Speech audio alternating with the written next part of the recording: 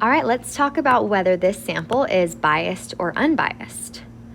All right, so this says you want to estimate the number of books students in your school read over the summer. You survey every fourth student who enters the school.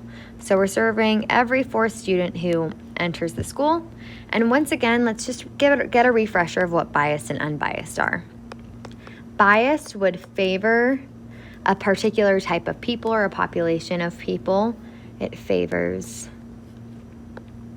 people, whereas unbiased does not favor people that would actually be an accurate representation of a population. And in order for that to happen, the survey has to be large enough and it has to be random. So we have to make sure that with that survey, it's not favoring a certain type of people or population of people, and that can actually give us accurate data. So once again, we want to estimate the number of books students in your school read over the summer, and we're going to survey every fourth student who enters the school. So let's think, is this biased in any way?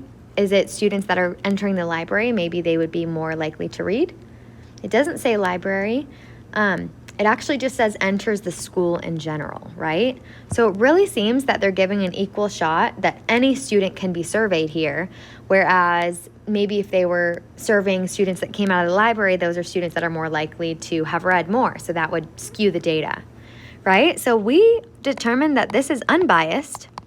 The reason why is we know the sample is random since it's just students who entered the school.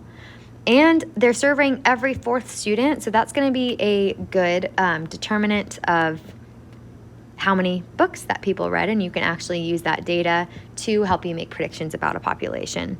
So this is unbiased because it does not favor a certain population,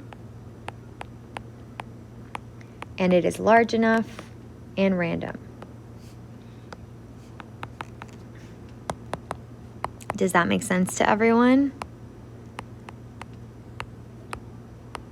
So once again, if it was like surveying people going into the library, that would be biased, right? But in this case, just people going into school, it's an even shot of those students being in any grade.